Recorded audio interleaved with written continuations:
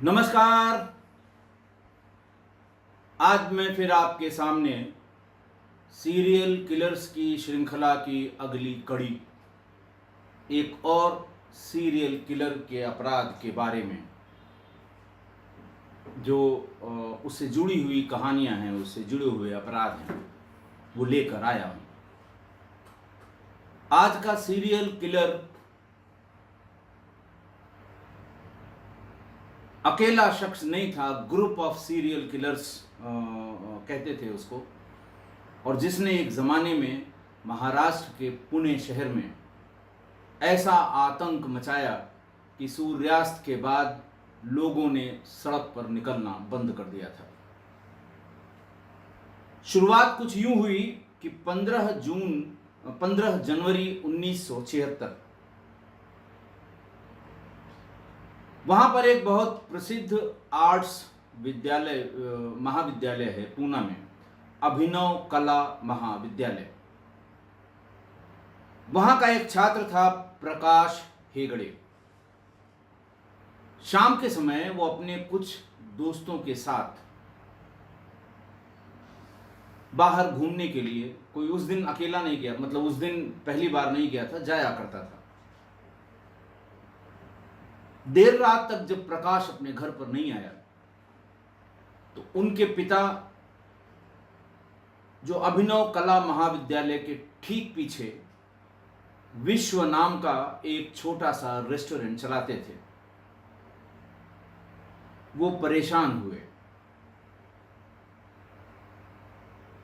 वो, उनकी पत्नी, परिवार के दूसरे लोग, रिश्तेदार, दोस्त, ये सब मिलकर उसके उन दोस्तों के पास गए जिनके साथ वो सामान्य रूप से आता जाता था। सब ने बताया वो कहाँ थे, किस समय लौटे, क्या हुआ, ये सारी चीज़ें बताईं, लेकिन सवेरे तक प्रकाश हेगड़े का कुछ भी पता नहीं लगा। पुलिस में गुमशुदगी लिखाई गई। प्रकाश हेगड़े 20 वर्ष का लड़का, जो उसी कला महाविद्यालय में, अभिनव कला महाविद्यालय में पोस्ट ग्रेजुएशन का छात्र था। 15 जनवरी की शाम की यह बात है। 17 जनवरी को एक डाकिये ने एक लिफाफा उनके पिता सुंदर हेगड़े के नाम से लिखा हुआ उनके घर पर फेंका या पहुंचाया। उसे पढ़कर उनका पूरा परिवार सकते में आ गया। प्रकाश हेगड़े की हैंडराइटिंग में अपने पिता को संबोधित एक पत्र कि मैं घर छोड़ के जा रहा हूं, मुझे तलाश करने की कोशिश न की जाए। ऐसी कोई बात कभी प्रकाश से घर में किसी भी सदस्य से नहीं हुई थी जिससे ये जरा सा भी अंदाजा लगाया जा सके कि आखिरकार कौन सा कारण था कि वो घर छोड़कर चला गया, या वो मजबूर होकर घर छोड़कर जाने के लिए इस तरह की चिट्ठी उसने पोस्ट की।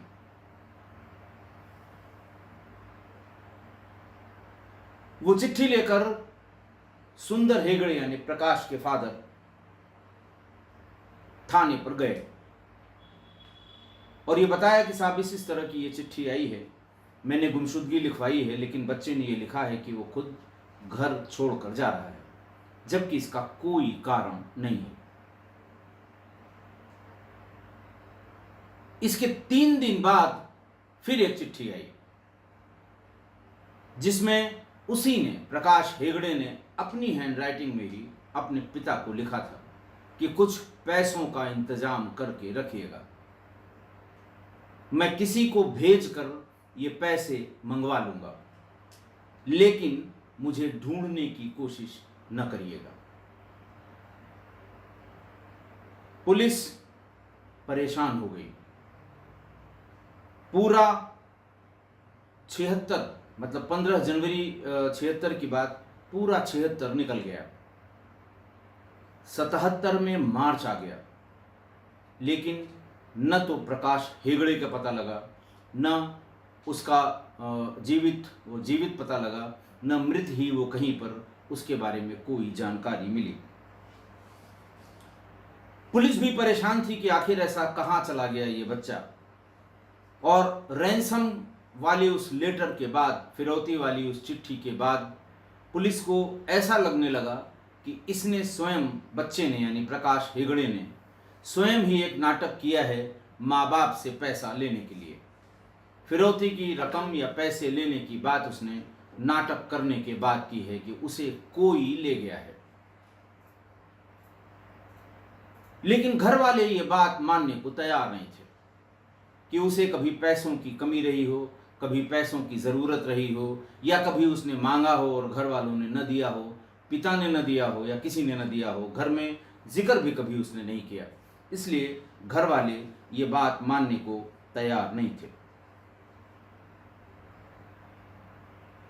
इसी बीच अगस्त 1976 को कोल्हापुर में शाम को एक स्थानीय व्यापारी के यहां 4 बदमाश घुसे। ये सभी कम उम्र के थे।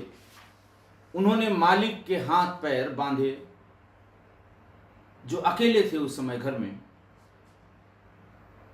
कुछ हलचल सी उनके कमरे में हुई। घर के पीछे रहने वाले उनके नौकर ये देखने के लिए कि आखिरकार क्या हलचल मालिक के कमरे में हो रही है, 2-3 नौकर भाग के कमरे में आए। उन्होंने 4 व्यक्तियों को हाथ में चाकू लिए हुए देखा। जोर से आवाज लगाकर उनको खदेड़ने की कोशिश की और बदमाश भी भाग गए और वहां से चारों निकल गए। दरवाजा खुला हुआ था, उसी से बाहर निकल गए, भाग गए। नौकरों ने 12 कोशिश की उन्हें पकड़ने की, लेकिन पकड़ नहीं सके। मौके पर उनके द्वारा छोड़ी गई सिर्फ एक ही वस्तु पुलिस ने बरामद की, एक नायलॉन की रस्सी जिसके एक सिरे पर फंदा बना हुआ था। फंदा भी खिसकने वाला, जैसे उससे अगर फंदे में फंसा के किसी की गर्दन को या किसी वस्तु को खींचा जाए तो वो अपने आप फंदा कस जाएगा। पुलिस ने ये सोचा कि कहीं से मिली होगी, इन्हीं के घर की होगी, बाहर मिल गई होगी। जो भी पुलिस ने अपने दिमाग से सोचा उसको चुपचाप थाने पर रख दिया। 31 अक्टूबर 1976, पहली घटना मैं याद दिला दूं, 15 जनवरी 1976 की थी। 31 अक्टूबर 1976 को पूना के विजयनगर कॉलोनी में 4 लोग इसी तरह घुस गए। चार दीवारी फांद कर वो भीतर गए, मुख्य द्वार पर लगे हुए डोरबेल को बजाया।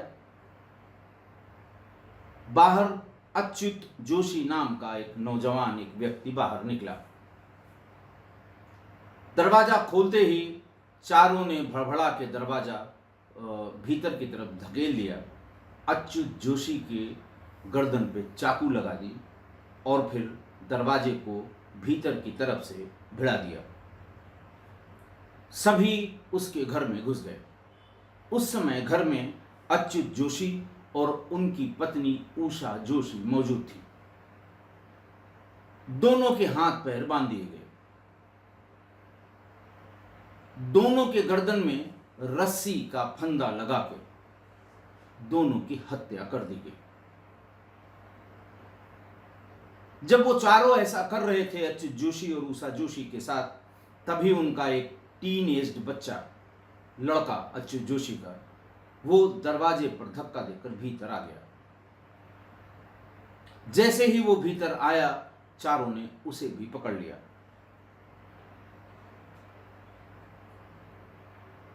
उसे भी भीतर घसीटकर दोनों पति पत्नी में से एक के गर्दन में फंसी हुई इस नायलॉन की रस्सी को निकालकर उस बच्चे के गर्दन में फंसा दी और उसे खींचकर उसे भी मार दिया। उसके बाद इत्मीनान से उषा जोशी का मंगलसूत्र, पहने हुए गहने, घर के भीतर अलमारियों को तोड़कर, बक्सों को खोलकर जितने भी गहने और पैसे थे वो लेकर वो 4 लोग फरार हो गए। यहां बताना ये आवश्यक है कि यहां जो नायलॉन की रस्सी मिली, जिस तरह का फंदा, सरकने वाला फंदा जैसे स्पेशलिस्ट आदमी उसे बनाता है, मुझे ध्यान है कि एनसीसी के कैंप में इमरजेंसी के लिए या किसी आपदा के समय एनसीसी के जवानों को ऊपर चढ़ने और नीचे उतरने के लिए फंदा बनाना सिखाया जाता है। कैसे फंदे हैं जो ऑटोमेटिक लॉक हो जाते हैं, कैसे फंदे हैं जो सरक कर, जैसे आप किसी लोहे की रॉड पर ऊपर उसे फेंक के खींचें तो वो कस जाएगा, खुलेगा नहीं। ऐसा लग रहा था कि वैसे ही किसी ने बहुत अच्छी तरह से वो फंदा बनाया है। लेकिन कोल्हापुर में उस फंदे के बारे में, चूंकि वहां कोई घटना नहीं हुई थी, पुलिस ने कभी उसका जिक्र नहीं किया, न ही अखबारों में कहीं पर यह बात आई।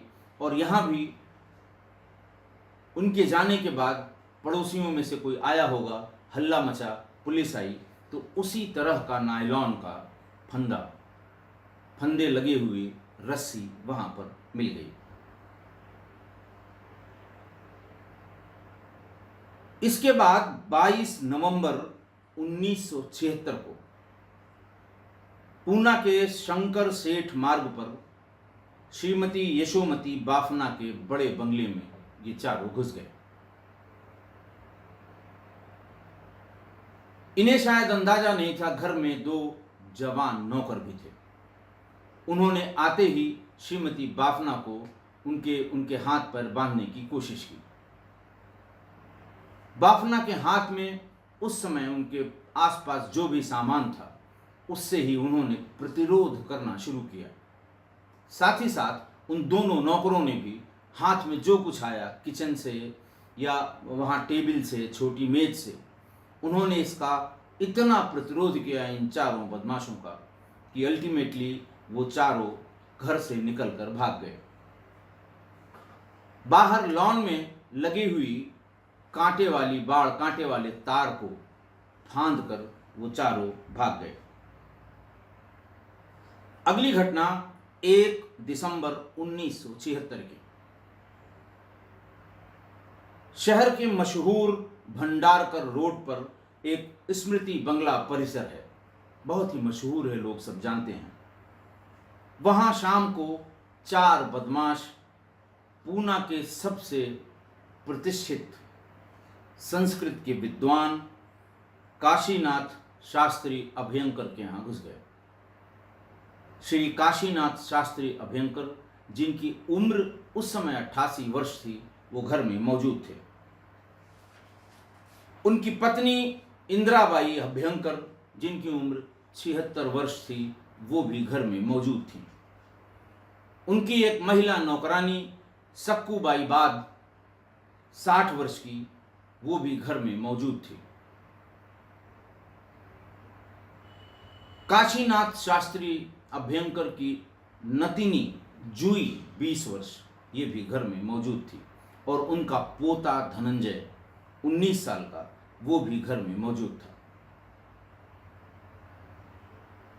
अभयंकर जी के पुत्र गजानन और पुत्र वधू यानी उसकी पत्नी, दोनों कहीं पर डिनर के लिए, नाइट डिनर के लिए कहीं इनवाइट किए गए होंगे, चले गए थे, घर में नहीं थे।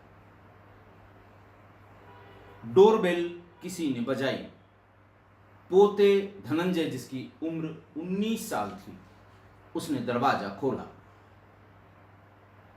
दरवाजा खुलते ही उसको ढकेल के भीतर किया, चाकू लगाया और मुंह में रुई का एक सॉलिड गोला जैसा बॉल आता है, कॉटन बॉल कहते हैं उसको, वो उसके मुंह में घुसेड़ दिया। हाथ को बांध दिया ताकि वो चिल्ला न सके। बहुत बड़ा बंगला था, लिहाजा उससे कहा कि ले चलो भीतर, कौन कौन है, पैसा कहाँ कहाँ रखा है। भीतर घुसते ही श्री काशीनाथ शास्त्री अभयंकर और उनकी पत्नी इंदिराबाई अभयंकर उन्हें दिखीं। दोनों के हाथ फिर एक नायलॉन की रस्सी से बांधे गए। उनके मुंह में भी कपड़ा ठूंसा गया।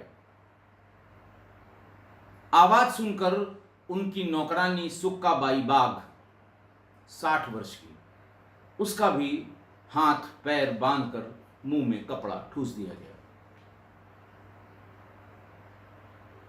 कमरों में घूमते समय छिपी हुई उसने ऊपर से कहीं देख लिया था नतनी जुई ने। वो जब बाहर आई तो उसे, उस 20 वर्ष की बच्ची थी वो, उसके सारे कपड़े उतार दिए इन चारों ने और इससे कहा कि मुझे हर उस कमरे में ले चलो जहां पैसा और गहना रखा हुआ है। उसे पूरे घर के हर कमरों में ले गए। जिस समय वो कपड़ा उसका उतार कर उसे नग्न अवस्था में चलने को मजबूर कर रहे थे, उसका भाई धनंजय वो देख रहा था। मुंह में कॉटन की बॉल होने की वजह से वो चिल्ला नहीं सकता था, हाथ बंधे होने की वजह से वो हाथ उठा नहीं सकता था, पैर बंधे होने की वजह से चल नहीं सकता था, लेकिन उसने जितनी भी आवाज़ निकाल सकता है उसका प्रतिरोध किया। ज़्यादा उसकी मुंह से जो जितनी भी जो साउंड निकल सकती है, गले से जो भी निकलती है, इसको देखकर बहन के सामने ही उसका गला फंदे से, उसी फंदे से जिनसे शास्त्री काशीनाथ शास्त्री अभ्यंकर का गला कसा था, उसी से उस बच्चे का भी गला कस के उसकी हत्या कर दी। जूही को सभी कमरों में ले जाने के बाद जितना उनको जेवर, पैसा, चांदी के बर्तन और तमाम और सामान बोरियों में भरकर इकट्ठा कर लिया और चलते चलते जूही को भी नग्न अवस्था में ही उसी तरह के नायलॉन की रस्सी का फंदा लगाकर मार दिया। यह घटना ऐसी थी चूंकि वो सबसे प्रतिष्ठित विद्वान थे कि पूरे शहर में सनसनी फैल गई। लोगों ने शाम को निकलना बंद कर दिया। शाम को और रात के शो जो पिक्चर हॉल में, उस समय तो पिक्चर हॉल ही थे, उस समय ये जो मल्टीप्लेक्सेस बने हैं कहीं नहीं थे, बड़े बड़े पिक्चर हॉल, सिनेमा हॉल हुआ करते थे जहां बैंड बाजे के साथ जो फिल्म लगती थी पूरा शहर जानता था कि आज फला हॉल में इस शुक्रवार से ये फिल्म शुरू होगी। ये सारे हॉल शाम और रात के शो में बहुत कम उपस्थिति के कारण दोनों शो उसके बंद कर दिए गए। सारी मार्केट बंद हो जाती थी शाम को 6 बजे। एक भय समा गया था कि कोई घर के बाहर निकलेगा तो उसका वही हश्र होगा जो अभयंकर फैमिली का हुआ। अच्छा, ये जब इन लोगों ने ऐसा किया तो डिनर के बाद शास्त्री जी का बेटा गजानन और उसकी पुत्र वधू यानी गजानन की पत्नी, ये दोनों जैसे ही घर में घुसे, दरवाजा भिड़ा हुआ था, बंद नहीं था। इन्होंने घर में 5-5 लाशें देख के इनकी चीख निकल गई। इनकी समझ में नहीं आया। थोड़ी देर के लिए बहू बेहोश हो गई। गजानन बाहर निकले, शोर मचाया, लोग आए, तब फिर पुलिस पीछे पीछे आ गई। चूंकि बहुत गंभीर घटना थी, पुलिस के सारे सीनियर अफसर्स भी वहां पर आ गए। पुलिस की किरकिरी होनी शुरू हुई कि साहब अच्युत जोशी, उनकी पत्नी उषा, उनका बेटा, सारे इसी तरह। अच्छा, वहाँ भी उस घटना स्थल पर भी नायलॉन की रस्सी जिसमें फंदा बना हुआ था वो मिला था, और यही अभयंकर फैमिली के यहाँ 2 रस्सियाँ जिसमें फंदे लगे हुए थे वो भी मौकाए वारदात पर मिले थे। पुलिस पर इतना दबाव पड़ा कि पुलिस की समझ में नहीं आ रहा था। शुरुआत वही होती है कि सब थाने पर जिन्होंने पहले ऐसी घटना की है उनकी सूची निकाली जाए, उनको एक एक को बुलाया जाए, उनको इंटरोगेट किया जाए, उनकी मोबाइल तो थे नहीं कि उनकी लोकेशन पता की जाए, घटना स्थल तक ये गए थे कि नहीं गए थे। बहरहाल उसे ट्रेडिशनल पुराने तरीके से बुला के थोड़ी बहुत उनकी कुटाई करके जानने का प्रयास पुलिस करती रही, लेकिन हुआ कुछ नहीं। पुलिस पर इतना दबाव पड़ा कि पुलिस को जैसे पुलिस का शहर में निकलना बंद हो गया। पुलिस की समझ में नहीं आ रहा था कि आखिरकार वो करे तो क्या करे। इसी बीच में मार्च 1977 को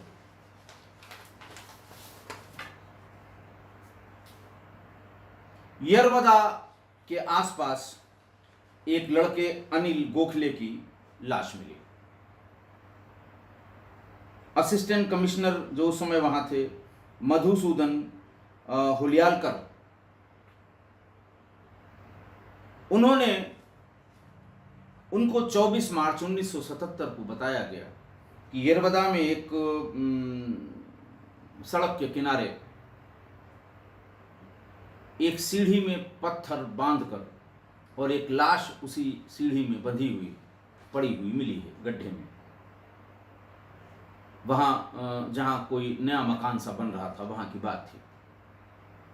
लेकिन उसकी गर्दन पे भी वही नायलॉन की रस्सी और वही गांठ लगी हुई मिली। 1 दिसंबर के बाद से पूरा दिसंबर, पूरी जनवरी, पूरी फरवरी और फिर मार्च, 24 मार्च को पहले पुलिस को लगा कि चलिए पुलिस की सख्ती की वजह से, पूछताछ की वजह से, बदमाशों की धरपकड़ की वजह से शायद अब ये घटनाएं नहीं होंगी। लेकिन जब अनिल गोखले की लाश मिली तो आप समझ सकते हैं कि उस समय क्या हुआ होगा।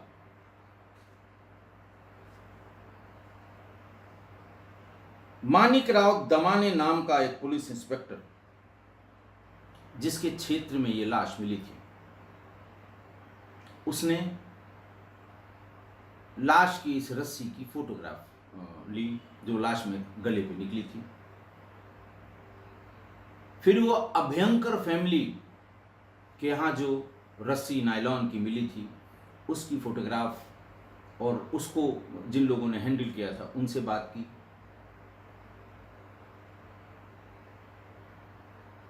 फिर अच्युत जोशी के यहाँ जो मिली थी रस्सी, उससे बात की। अखबारों में इसके डिस्क्रिप्शन छपे कि एक ही तरह की रस्सी, एक ही तरह की गांठ हर जगह मिली है। ऐसा लगता है ये कोई लुटेरों का, कोई डकैतों का गैंग है।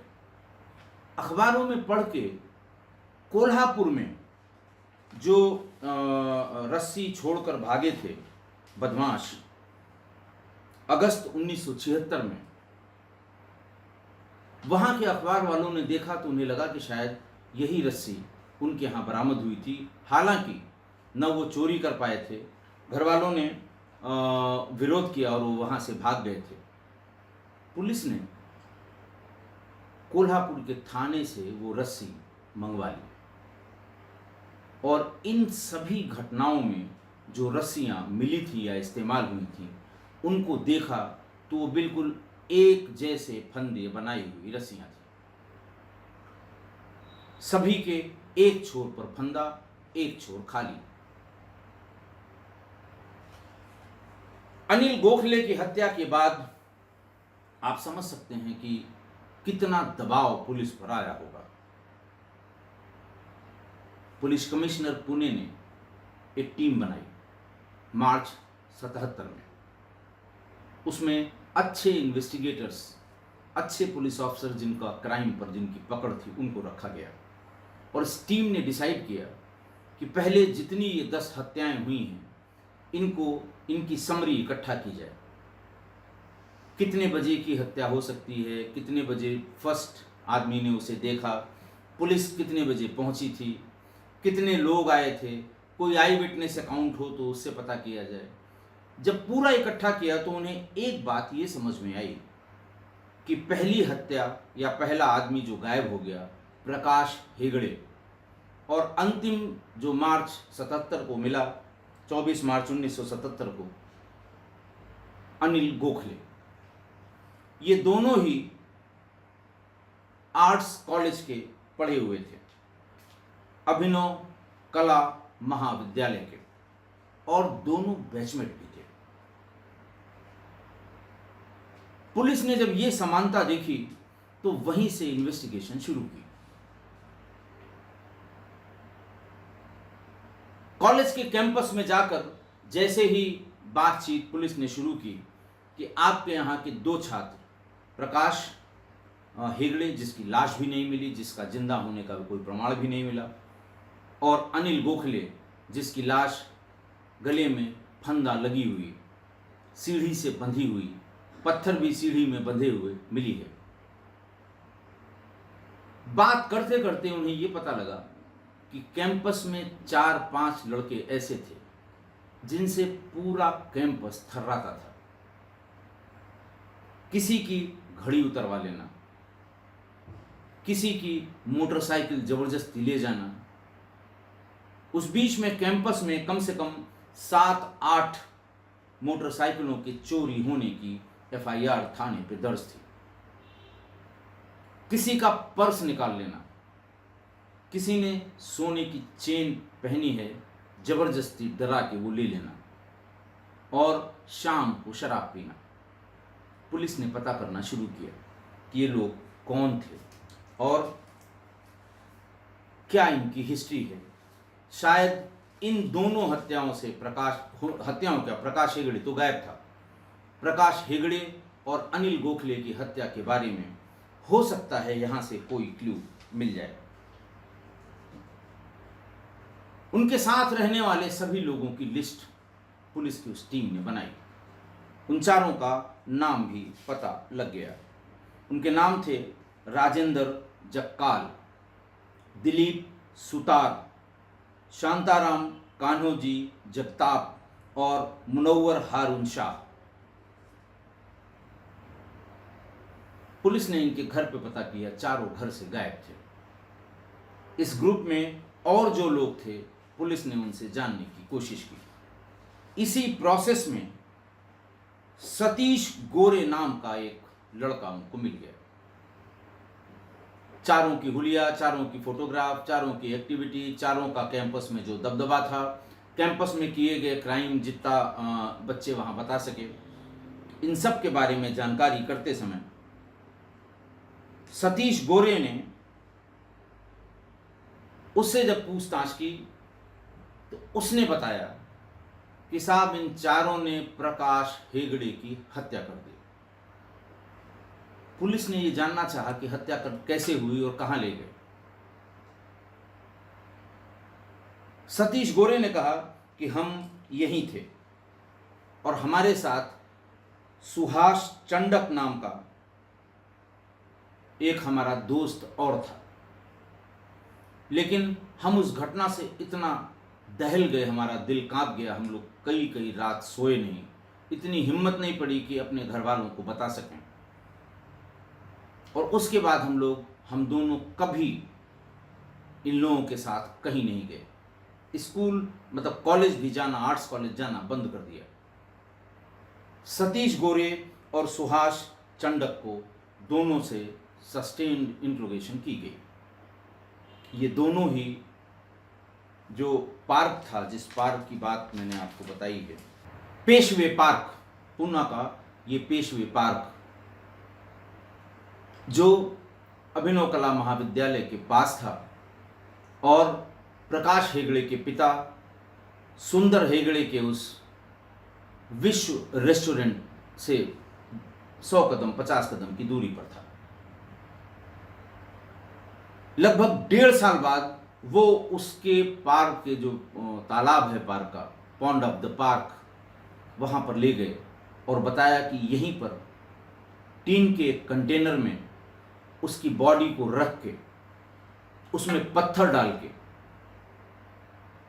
और सारे लोगों ने उसे पैरों से वो रोल करके पार्क तक ले गए और वो पॉन्ड तक ले गए, और फिर उसमें पैरों से रोल करके ही उसे पॉन्ड के भीतर उतार दिया। पुलिस ने खोजबीन की और वो टिन का कंटेनर मिल गया। टिन का वैसा कंटेनर जो सामान्य रूप से कूड़ा करकट डालने के लिए पार्क में रखा जाता है। वो टिन का कंटेनर मिल गया।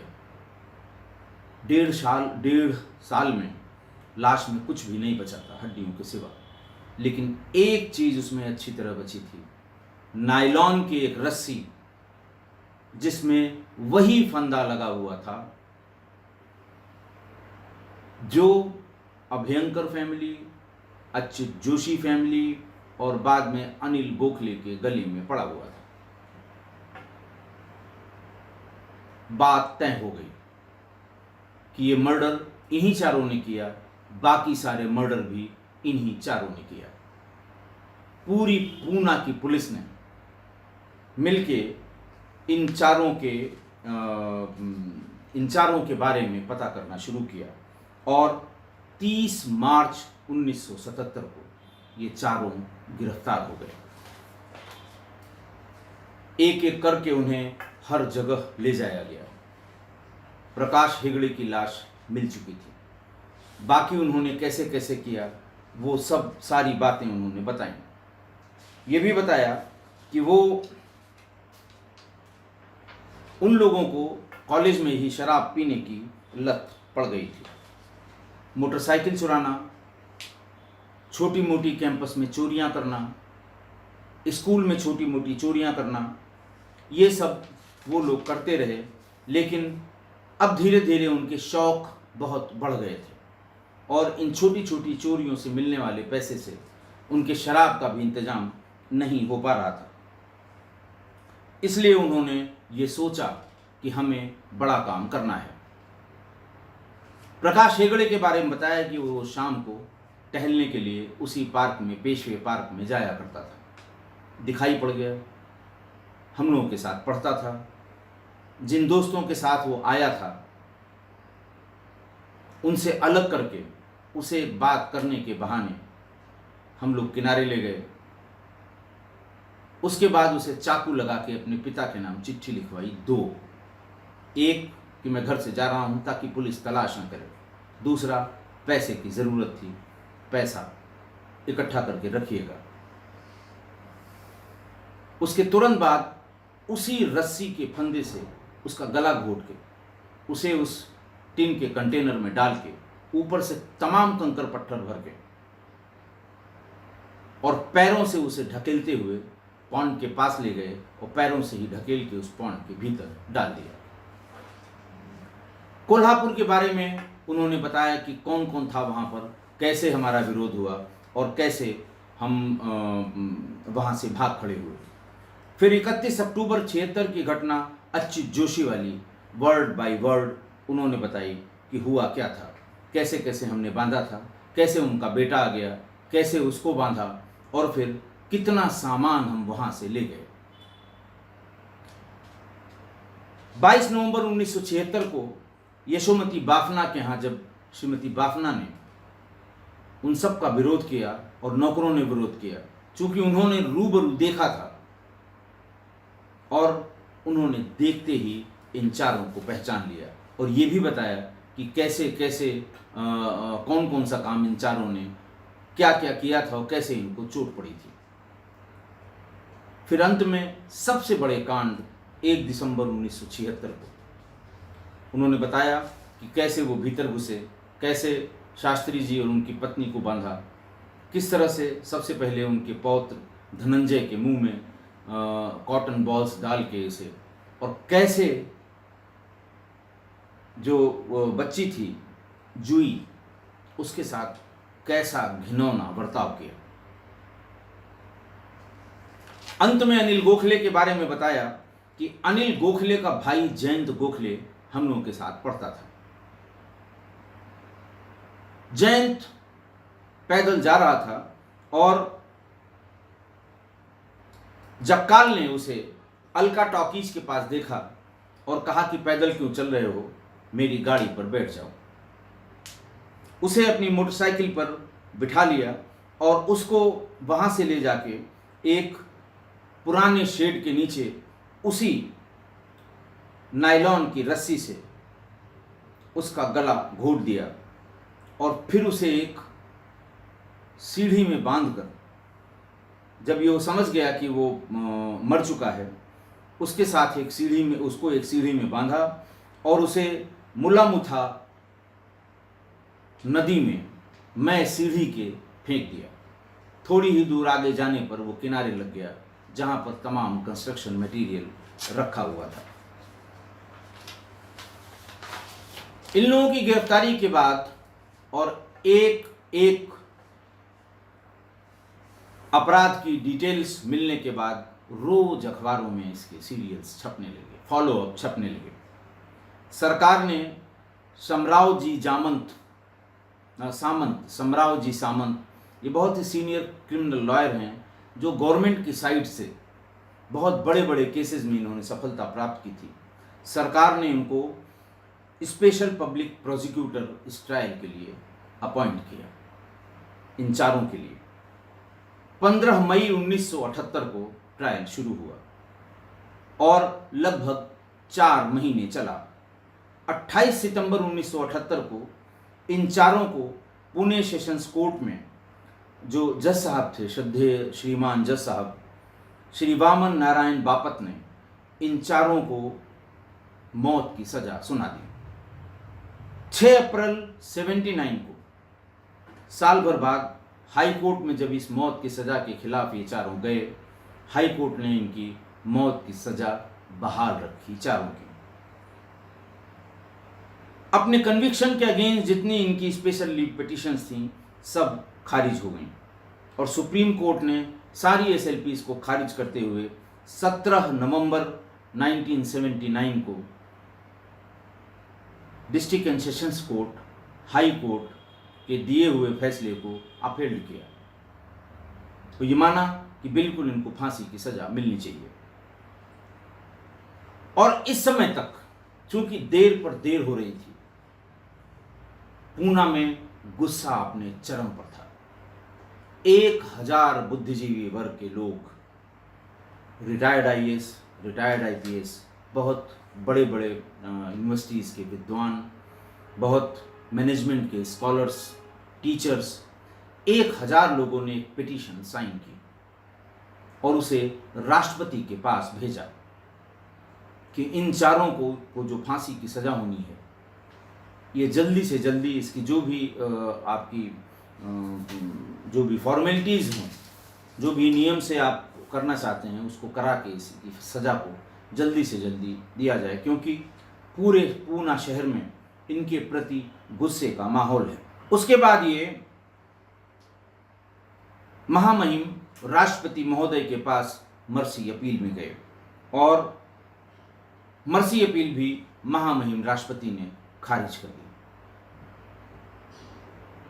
उस दरमियान 76, 77 और 80-82 तक जिन लोगों ने पूना में इस मंजर को देखा होगा, बहुत से हमारे किस्सा गोई परिवार के श्रोता हैं जो पूना से लगभग हर दिन कमेंट करते हैं। वो अगर यंग हैं तो अपने घर के बुजुर्ग उनसे पूछेंगे, पूरी बात उन्हें पता लग जाएगी। और फिर सारी मर्सी पिटीशन डिसमिस होने के बाद सेंट्रल जेल, यरवदा की सेंट्रल जेल पर 27 नवंबर 1983 को चारों को फांसी की सजा सुनाई गई।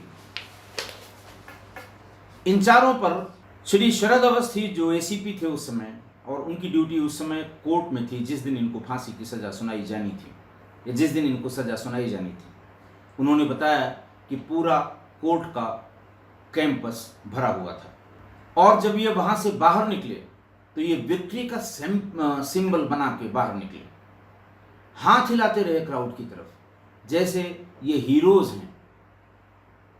उनका ये व्यवहार देख के पब्लिक अचानक अचंभे में आ गई कि लोग तो ये बता रहे हैं फांसी हो गई, तो ये कैसे मुस्कुरा रहे हैं, हाथ हिला रहे हैं। काफ़ी देर तक ये कन्फ्यूज़न कोर्ट परिसर में बना रहा, जब तक कि अखबारों और टीवी में ये नहीं आ गया कि चारों को मौत की सज़ा सुनाई गई है। 1986 में एक मराठी फिल्म बनी, माफीचा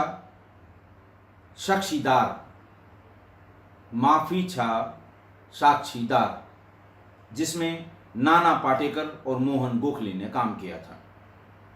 और ये इन्हीं चारों स्टूडेंट्स पर बनाई गई फिल्म थी, जिसमें पाटेकर ने राजेंद्र जक्काल का रोल किया था, नाना पाटेकर ने। ये नाना पाटेकर की शुरुआती दौर की फिल्मों में थी। अगली फिल्म अनुराग कश्यप ने बनाई, जो इन्हीं सीरियल मर्डरर्स पर बनी थी। लेकिन ये फिल्म कभी भी सिनेमाघरों में रिलीज नहीं हो पाई। Central Board of Film Certification ने इसमें दिखाए गए वायलेंस और ड्रग एब्यूजेस पर बहुत ही गंभीर आपत्ति की थी। इसकी वजह से ये कभी भी सिनेमा हॉलों में नहीं आ पाई। लेकिन बाद में ये फिल्म तमाम फिल्म फेस्टिवल्स में दिखाई गई। ये मैं आपकी जानकारी के लिए बता रहा हूँ। आज की घटना, जनवरी 76 से मार्च 77 के बीच 10 लोगों की निर्मम हत्या, जिसमें अच्युत जोशी और काशीनाथ शास्त्री अभ्यंकर का पूरा परिवार भी शामिल था। सभी मौकों पर लाशों के पास फंदे वाली रस्सियां भी मिली थी, लेकिन पुलिस अपनी जगह से टस से मस नहीं हो रही थी। लेकिन जब पूरे पुणे में भय का वातावरण हो गया, 6 बजे के बाद मार्केट बंद होने लगी, पिक्चर हॉलों के शो बंद हो गए, तब पुलिस पर दबाव बना, क्योंकि हाहाकार मचा हुआ था उस समय पुणे में। और इस डर के माहौल, पुलिस के ऊपर पड़ने वाले दबाव के कारण ही पुलिस थोड़ा सक्रिय हुई। और 2 लोगों को जब उन्होंने अभिनव कला महाविद्यालय से उनके स्टूडेंट्स होने के नाते जोड़ा, तो कड़ियाँ एक के बाद एक खुलती चली गईं। सोचिए, उस दौर की बात है जब मोबाइल नहीं थे, सीसीटीवी नहीं थे, इंटरनेट नहीं थे, जीपीएस लोकेशन की कोई बात नहीं थी, और ये साल भर में 10 बड़ी हत्याएं करके बच के निकलते चले गए। आज के दौर में ये संभव नहीं है। शहरों में तो कोई गली कूचा नहीं है जहां पर लोगों ने अपने घरों में सीसीटीवी कैमरे न लगा रखे हों। इसलिए आज के दौर में ऐसा संभव नहीं है कि इस तरह की घटना हो जाए और एक भी सीसीटीवी फुटेज न मिले। पुलिस ने विवेचना अच्छी तरह से की। पाए गए नायलॉन की रस्सियों के जो एंड्स जो होते हैं, उनका फॉरेंसिक जांच कराई। इनके घरों में जो उसी कलर की रस्सियां बरामद की गईं, उनके जो कट एंड्स हैं उनका मिलान कराया गया, और सभी जगह मिलने वाली रस्सियों में उनके नॉट यानी उसके गांठ के पैटर्न से ये साबित किया कि इन्हीं लोगों ने ये सारी हत्याएं की हैं। और तभी शायद इसी एविडेंस के कारण चारों को फांसी की सजा सुनाई गई, फांसी पे लटका दिया गया। लेकिन एक बात गौर करने की है कि 4 दोस्त पढ़ने के लिए कॉलेज में गए, आर्ट्स कॉलेज में। वहां वो शराब पीने के आदी हो गए, छोटी छोटी चोरी शुरू की, फिर बड़ी बड़ी घटनाएं शुरू कर दी। ऐसा संभव है कि माँ बाप ने ये नोटिस न किया हो कि उनके बच्चे ऑलमोस्ट रोज शराब पी कर आते हैं। फिर उन्होंने क्यों नहीं नोटिस किया कि सबके पास मोटरसाइकिलें कहाँ से आ गई, सबके पास बढ़िया टी शर्ट, बढ़िया जीन्स, अच्छे जूते, बढ़िया घड़ियां कैसे आ गई। जरूर पूछा होगा, कम से कम माँ ने पूछा होगा ये कहाँ से ले आए। लेकिन बच्चों की तब भी ये आदत थी, आज भी ये आदत है। आप उनसे पूछिए तो यही बताएंगे, दोस्त ने दिया है, दोस्त ने दिया है, दोस्त से मांग के लाया हूं। शर्ट को भी बता देंगे, पैंट को भी बता देंगे, घड़ी को भी बता देंगे, मोटरसाइकिल को तो बताएंगे ही बताएंगे कि मेरी नहीं है मम्मी, दोस्त से मांग के लाया हूं।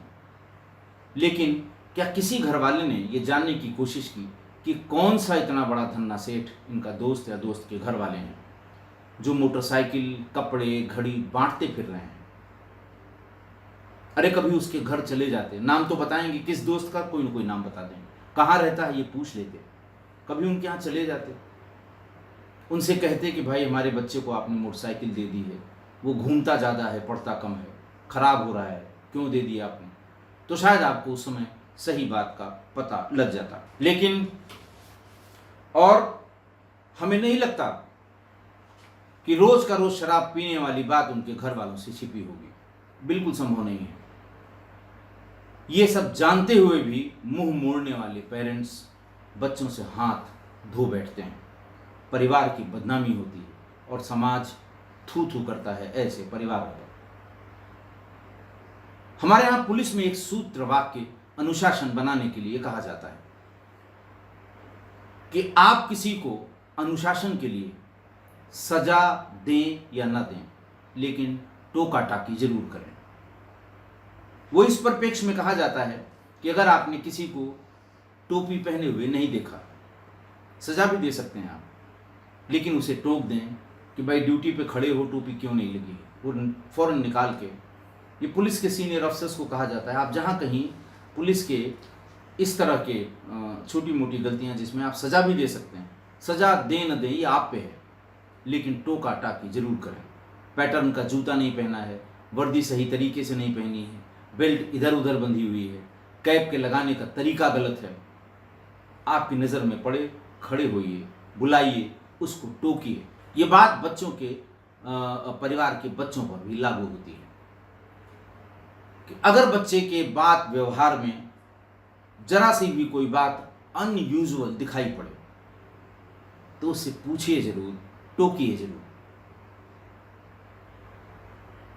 आप पूछेंगे वो और टोकेंगे तो कम से कम थोड़ा उसका अनुशासन बनेगा कि ऐसा करने पे मुझसे पूछा जा सकता है। इसलिए आपके टोकने से बच्चों की आधी डिसिप्लिन सुधर जाएगी, ऐसा मेरा मानना है। आशा है आप भी मेरी इस बात से सहमत होंगे। आज के लिए बस इतना ही। बहुत बहुत धन्यवाद।